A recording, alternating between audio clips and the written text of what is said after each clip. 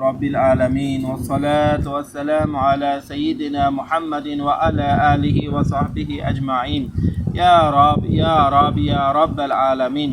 Allohim o'qilgan tilovat sharifalardan, qilingan mau'iza suhbatlardan hosil bo'lgan ajr mukofot salovat savoblarni avvalan bizot xulosai koinot Rasuli Xudo Muhammadanil Mustafa sallallohu alayhi va sallamning pok ruhlariga, bugungi kungacha kelgan jamiki anbiyo rasullarning ruhlariga, sahoba ikrom, tobiin, tobiinlar, dini mubin islomga xizmat qilib kelgan jamiki olimi ulamo, foqihi fuqaho, shohidi shuhadolarning ruhlariga, yo'qlovchisi bor, yo'qlovchisi yo'q jamiki mu'min mu'minotning ruhlariga, xosatan o'tirgan jamoatimizni, otalarimiz tomonidan, onalarimiz tomonidan o'tib ketgan avlod, ajdod, aqriboi ta'alluqotlarimiz ruhlariga hadoya qildik.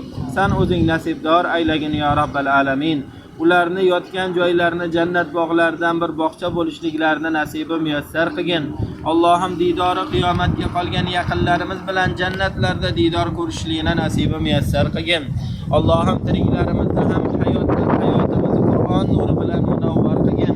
Allohim bizlarni Qur'onni sharofati bilan sharofatlantirgin, Qur'onni barokati bilan barokatlantirgin, Qur'onni ziynati bilan ziynatlagin, Qur'onni nuri bilan munavvar qilgin. Qur'onni lafzlarini yod olib, ahkomini hayotimizga tatbiq qilishligini, Qur'onni asrorini qalbimizga jo qilishligini bizlarga nasib va muyassar qilgin.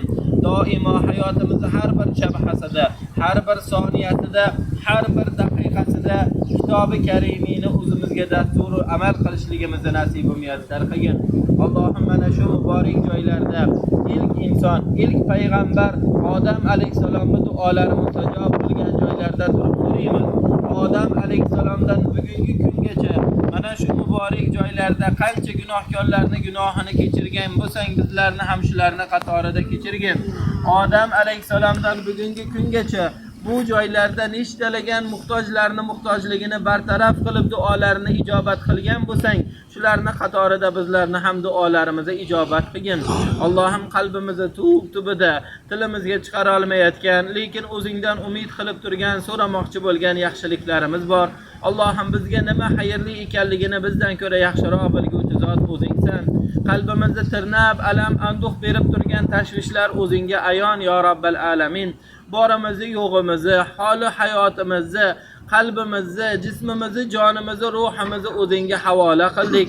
Ya Rabbal alamin, so'ragan narsalarimizni bizlarga ikki dunyoda saodatlisini, xayrlisini bergin. Allohim mana shu joyda turganlar orasida shifo talabida o'tirganlar, qaysidir yaqinlariga shifo tilab turganlar bor. Allohim hasta to'shagida bemor yotganlar bor.